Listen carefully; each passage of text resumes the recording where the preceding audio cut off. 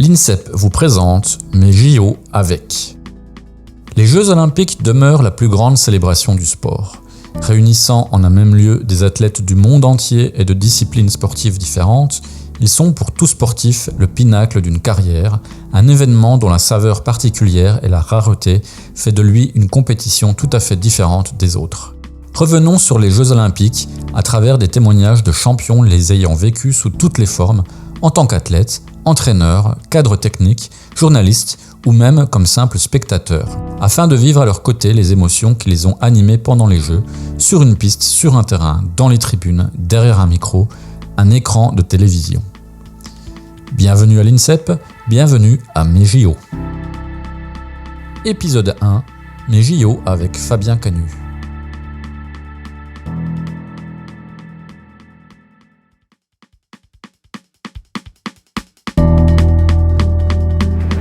Ich erkläre die Olympischen Spiele München 1972 zur Feier der 20. Olympiade der Neuzeit für eröffnet.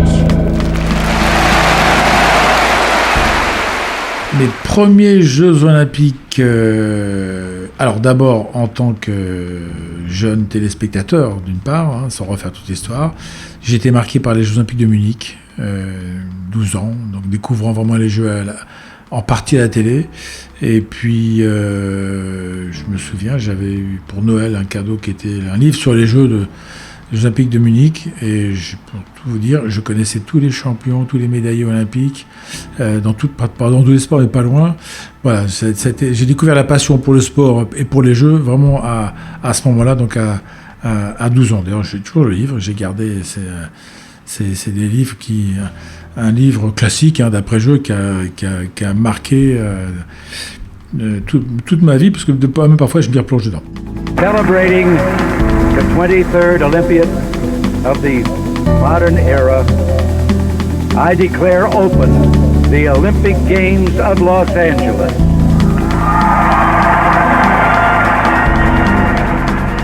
Alors j'ai suivi les Jeux de Montréal, Moscou, bien évidemment par médias interposés.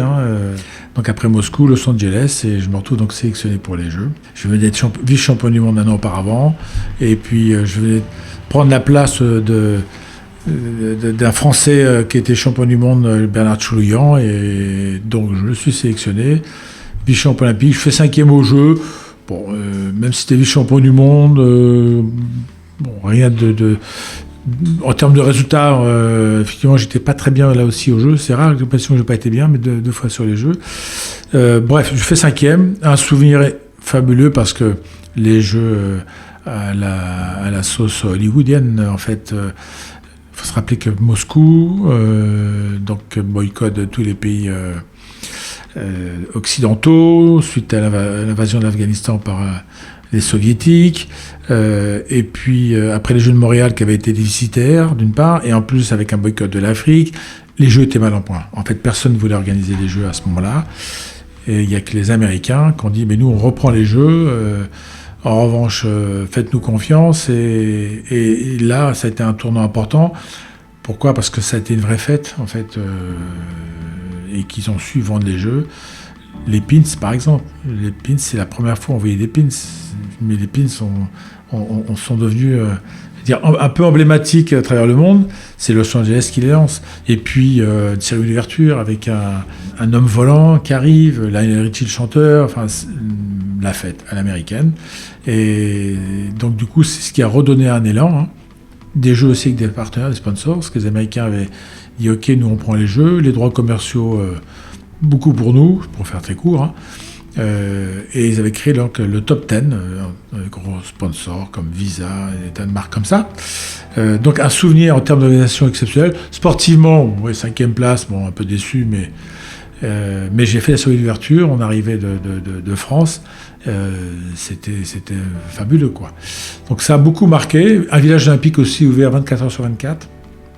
Donc après la compétition de judo, on a profité de 2-3 soirées où on pouvait rentrer à 2-3 heures du matin, on pouvait se taper un petit bon steak dans le village, on pouvait croiser Des enjeux de sécurité, quand même, déjà à l'époque, étaient importants, avec marqué sur tous les toits des immeubles du village olympique, des militaires en mitraillettes. C'était déjà archi surveillé. Mais bon, on doit à Los Angeles d'avoir relancé les Jeux olympiques avec des bénéfices records. Là aussi, parce qu'ils avaient des installations sportives qui existaient déjà. Donc très peu de constructions neuves. Mais bon, un grand souvenir. Puis bon, la Californie, quand même, y vivre, j'en sais rien, mais c'est un endroit qui fait rêver. D'ailleurs, j'y suis retourné plusieurs fois après, mais en tant que touriste. 나는 제24회 근대 올림픽 대회를 경축하면서 서울 올림픽 대회를 개최하는 것을 선언합니다. Donc Séoul, j'évoquais déjà dans notre podcast que sous régime militaire, comme à l'époque, la Corée du Sud était tenue par les militaires. C'était pas à la fête comme on avait pu le vivre à Los Angeles. C'était assez rigoureux, mais néanmoins les Jeux ont eu lieu. Alors des Jeux qui ont été entachés quand même, pas l'oublier.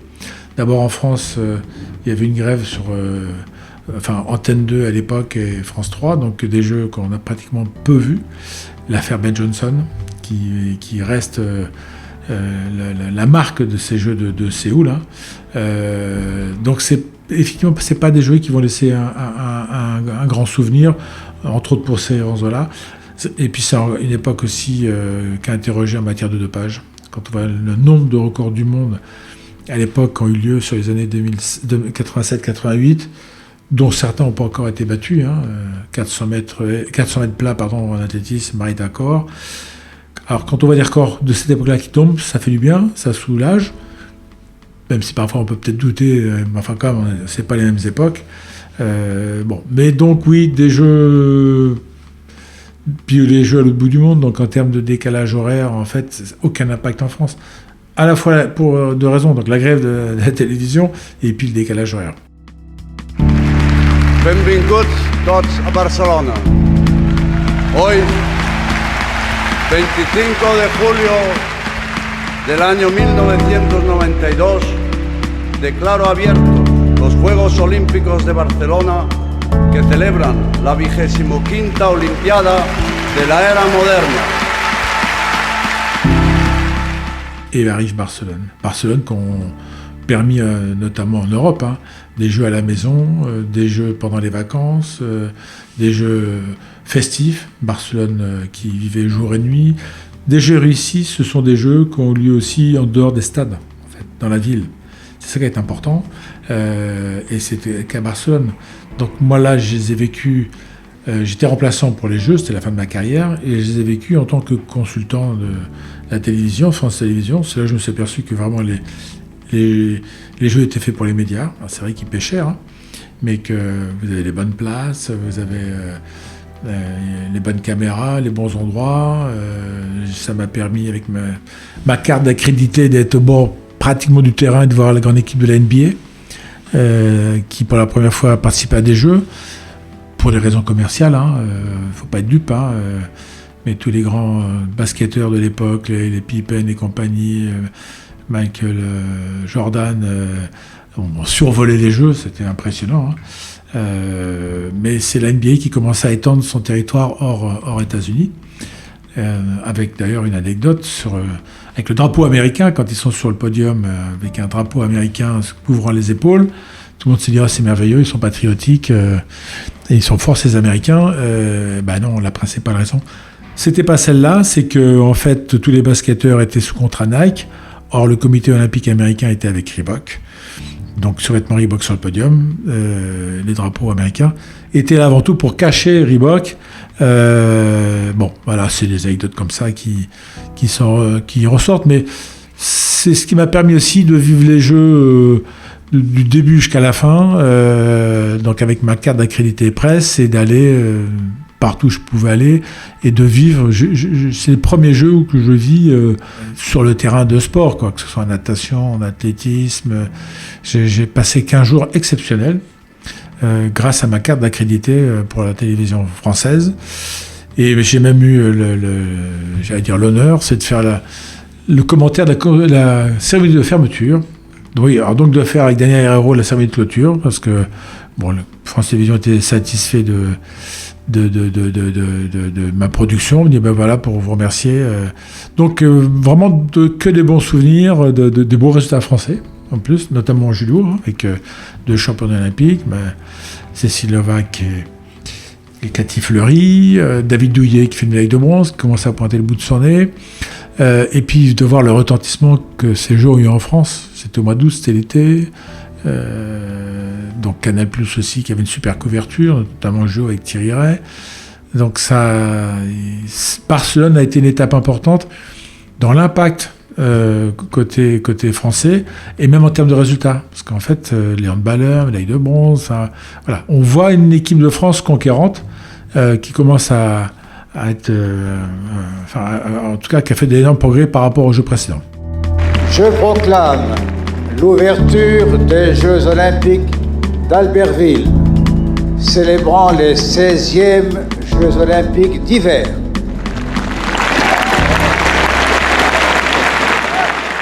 Et puis, entre-temps, 6 mois avant, j'ai eu les Jeux Olympiques d'hiver à Albertville, là au titre donc, du Crédit Lyonnais. Parce qu'à l'époque encore, c'était les derniers Jeux été-hiver qui ont eu lieu la même année. Après, il y a eu le décalage qui s'est fait pour éviter la concurrence de 2 événements une même année. Donc c'est devenu Lillehammer en 94. Et c'est à partir de là, ce décalage par rapport aux Jeux d'été. Là aussi, vraiment passionnant parce que donc on avait tout un programme autour d'invités prestigieux qui venaient régulièrement sur les événements sportifs aux Jeux. Et j'étais associé donc au montage de cette opération. Et puis avec vraiment le plaisir, c'est que c'était pour les clients du Crédit Lyonnais que c'était fait. C'est que le Crédit Lyonnais, comme c'était la fin de ma carrière, mais écoute, voilà, pour te remercier de ce que tu as fait pour nous, tu seras un invité, tu ne seras pas... Donc j'ai bénéficié de... Bon, petite anecdote sympathique, mais des beaux Jeux d'hiver, là aussi, innovants, cérémonie d'ouverture avec 2 couplets qui étaient passionnantes, avec Jean-Claude Kelly, Michel Barnier qui étaient les patrons de ces Jeux. Ça a été de beaux Jeux Olympiques à Albertville et qui ont transformé la région parce que les autoroutes, le TGV, ça a eu un bel impact. Mais je découvrais pour la première fois les Jeux d'hiver, à la montagne, l'hiver. J'ai assisté à la cérémonie d'ouverture, de clôture. Donc là, alors, j'étais en tant que partenaire. Si j'étais en tant que consultant média pour Barcelone, 6 mois avant, j'étais en tant que sponsor des Jeux. Là aussi, c'est vrai que les Jeux ne sont pas donnés pour les partenaires. Le ticket d'entrée à l'époque, c'était 100 millions de francs, en francs, plus ce qu'il faut autour pour faire vivre ce partenariat. Mais c'était une très belle expérience. I declare open the Games of Atlanta, celebrating the 26th Olympiad of the modern era. Par la suite, après Barcelone, Atlanta, où là j'étais en responsabilité, mes premiers Jeux en tant que... où j'étais plus consultant ou athlète. Là aussi, de beaux Jeux en termes d'organisation, pas des plus animés dans la ville d'Atlanta, c'était une ville assez à l'américaine, assez tristounée. On a eu de très bons résultats côté judo, et puis mes premiers Jeux à la fois aussi en termes d'organisation pour l'équipe de France, parce que nous n'étions plus au village olympique, donc il fallait trouver des maisons en dehors de l'Atlanta pour héberger 35 personnes. Il y a toute une infrastructure à mettre en place. Et puis de super résultats. Un Douillet champion olympique, un Mike Resto champion olympique, un Stéphane Traîneau médaille de bronze. Non, on avait eu très bons résultats. Donc un bon souvenir là-dessus. Sur les Jeux en eux-mêmes, sans plus. On n'a pas retrouvé l'ambiance de Barcelone. C'est pas de l'unique raison, mais en plus, on passait la première semaine, donc ça aussi c'est intéressant, c'est que on est fatigué, parce que la tension nerveuse est bien là. C'est que dès la fin du judo, je suis rentré en France, et la 2e semaine des Jeux, je les ai vécus en vacances, devant la télé. C'est rigolo de se retrouver à demander acteur quelque part de cet événement, et de se retrouver téléspectateur, de les vivre à distance, avec le devoir accompli, bien fait. Bon, j'ai savouré, mais ça permettait de voir ce décalage entre ce qui pouvait se vivre sur place et ce que la télévision pouvait en transmettre. Même si les télévisions françaises, notamment Canal+, avaient fait un numéro extraordinaire en invitant des chanteurs, des grands champions, enfin, ils avaient fait le show, donc, qui donnait l'impression que les jeux étaient exceptionnels, oui, sur Canal+, mais pas sur Atlanta. Il y avait un décalage énorme. Il y avait, entre Cassius Clay et compagnie, ils avaient fait venir tous les plus grands champions, grandes stars américaines. I declare open the Games of Sydney, celebrating the 27th Olympiad of the modern era.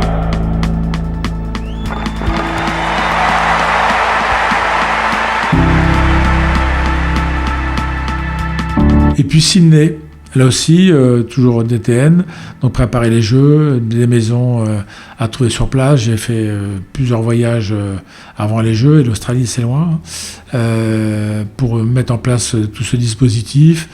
De bons résultats là aussi, comme Atlanta, d'où il y a encore médaille d'or, d'autres champions, championnes du judo français. Et puis on a retrouvé des jeux festifs. On a retrouvé Barcelone en fait. Les Australiens sont des fous de sport, des grands pratiquants de sport. Hein. Le matin, ils vont parfois faire du surf avant d'aller travailler. Et Sydney a été une ville fantastique, qui se prêtait à ça. Donc oui, même chose. Hein. Je ne suis pas resté une fois fini, parce que c'était la première semaine. Bien fatigué, je suis rentré. Donc j'ai vécu la deuxième semaine par la télévision, mais je suis quand même resté 2-3 jours à vivre un peu les jeux dans Sydney. Puis bon, tous ces souvenirs des jeux, côté français, ça a pas mal marché aussi. Une belle réussite. Έναρξη των Ολυμπιακών Αγώνων της Αθήνας και των εορτασμών της 28ης Ολυμπιάδος της σύγχρονης εποχής. Et puis après Athènes, alors encore en fonction, Jeux d'Athènes, on passe à côté des Jeux, côté français, judo, pardon, on fait qu'une seule médaille d'argent. Bon, on a raté notre préparation dans les 3-4 derniers mois. Pour tout vous dire, 15 jours, 3 semaines avant, j'étais inquiet, je ne sentais plus les choses, et comme des choses qui ne trompent pas, j'avais dit au président de la fédération, où ça passe, où ça casse, mais je ne sais pas où on va. Bon, voilà, après, c'est des petits problèmes plus psychologiques qu'autre chose, hein, où on finit 5e, on n'accroche pas le podium, il manque une petite dimension mentale. Bon, alors mauvais souvenir, hein, parce que en plus on fait la médaille le premier jour, après il reste 6 jours où ça se passe mal, donc faut assumer les médias, faut assumer. Mais intéressant humainement, parce que j'ai débriefé tout de suite avec les équipes de France, à chaud déjà dans un premier temps, pour comprendre, avoir leurs sentiments, qui m'a conforté dans ce que j'ai pensé. Et derrière, une année, parce que jouer au français, comme dans toutes les fédérations, quand ça va bien, tout va bien. Quand ça va mal, ça prend une ampleur disproportionnée à la fédération. Ça y est, rien ne va plus, il faut tout changer, patati patata, alors qu'il n'y avait pas grand-chose à changer. Mais quand moi, j'ai dit à mon retour, bon voilà, je partais 1 an après, hein, voilà ce que je vais mettre en place. Donc je change pas l'équipe, je recadre un peu des choses. Ce que les sportifs m'avaient dit, les judokas, et j'avais un peu vécu ça au moment des Jeux de Los Angeles. On ne vous en veut pas, vous, entraîneurs, mais faites-nous confiance, vous en faites trop pour nous. Laissez-nous prendre des choses un peu en main. Et c'est ça que je sentais. Bon. Donc, sentant que les gens voulaient s'en sortir ensemble, il n'était pas question de... Parce que si on repartait sur un nouvel encadrement, il fallait retrouver la confiance, on allait perdre 2-3 ans. J'ai dit, mais là, il faut vraiment, dès maintenant, qu'ils s'en sortent tout de suite ensemble pour pas... Il y a une notion de confiance qui est importante dans le sport de niveau. Donc, c'est ce que j'avais proposé à l'époque. Mon Dieu, côté fédération, ça va passer difficilement parce que, en gros, il fallait montrer l'exemple, il fallait qu'on soit capable de. Et j'ai donc dit, c'est très simple, si c'est pas ça, c'est moi qui démissionne. Alors là, ça a été vent de panique. Bref, au bout du compte, on a mis en place ce que j'ai souhaité et on a fait une année exceptionnelle. On a retrouvé la confiance. Enfin, je suis pas l'Europe du monde pour finir avec 9 médailles. Voilà, la machine était relancée, quoi. Et moi, je partais après sur d'autres missions. Donc, alors, on n'est plus sur les Jeux, mais c'est tellement lié aux Jeux d'Athènes que je ne peux pas dissocier ces pods-là, qui, moi, humainement, parce que je dis ça maintenant avec la sérénité, je dormais mal la nuit, ça prend les tripes, il fallait que ça marche. Voilà, je sais que je jouais gros en proposant. En mettant pas cette évolution du dispositif, parce qu'il a peu évolué, en conservant à peu près, mais je savais où j'allais. Bref, donc humainement, puis c'est là où on voit que tout système qu'il est, la fragilité de l'être humain, c'est-à-dire que c'était tout de suite le vent de panique. Il y avait des élections à la Fédération de judo, qui en plus, donc l'équipe de France était devenue un des enjeux de la campagne électorale, donc la politique s'en mêlait. C'est là où on voit la fragilité de l'être humain qui peut vite perdre pied, quoi, par intérêt personnel. Cette expérience d'Athènes et de l'année qui a suivi, humainement, c'était exceptionnel. Mais je suis sorti la rincée. Il était temps que ça arrête. Donc c'est là que j'ai pris la préparation olympique. Dichiaro aperta a Torino la celebrazione dei 20esimi Giochi Olimpici Invernali.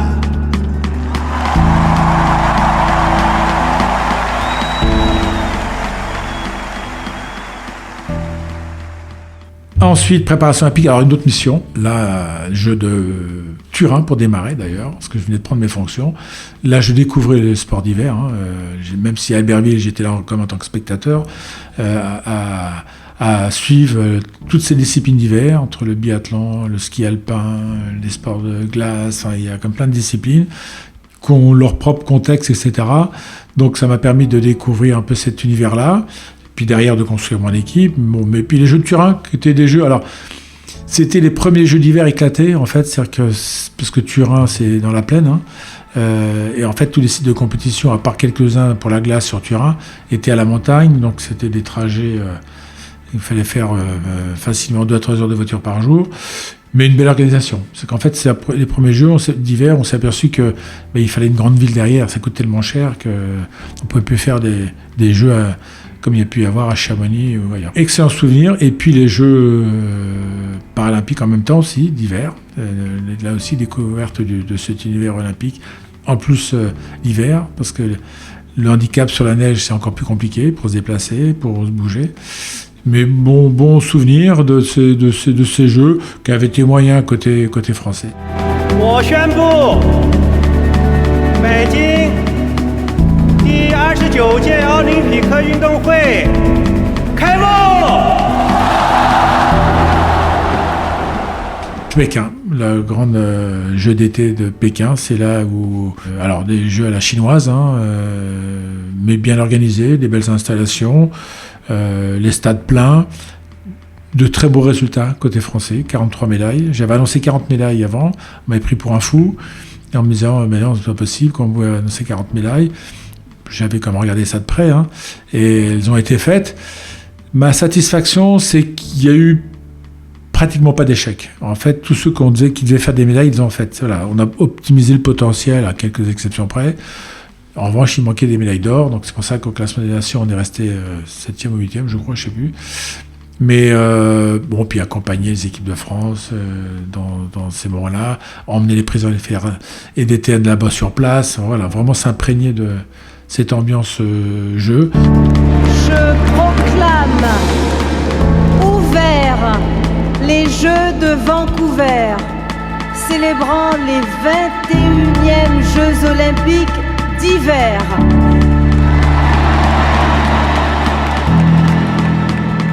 Et puis j'ai terminé la préparation olympique donc avec Vancouver.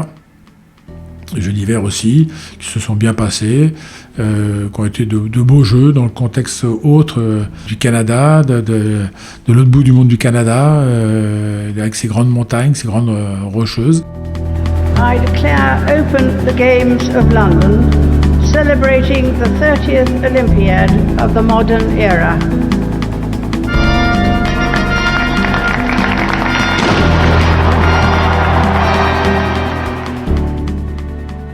Deux ans après, et là je redevenais consultant pour les Jeux de Londres, qui ont été une belle réussite là aussi, que j'ai pu vivre en famille, c'est ce qui m'a vraiment fait plaisir. Bon voilà, parce que je m'étais organisé pour louer une maison et j'ai ma femme et mes enfants qui sont des malades de sport. Donc les Jeux de Londres qui ont été une belle réussite, bien organisés, voilà, ça s'est très bien passé. Mes derniers Jeux, parce que Rio j'ai suivi à la télé, Tokyo pareil. Pékin, j'étais déjà en fonction ici quand il y avait les Jeux d'hiver de Pékin, mais pour des raisons sanitaires liées ne voulant pas rester enfermé en Chine si j'étais déclaré positif.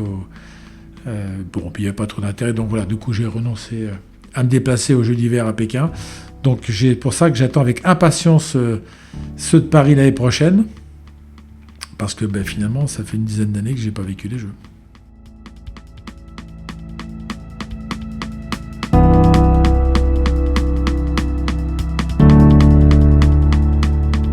JO avec Fabien Canu. Cet épisode a été réalisé par l'unité de production audiovisuelle de l'INSEP.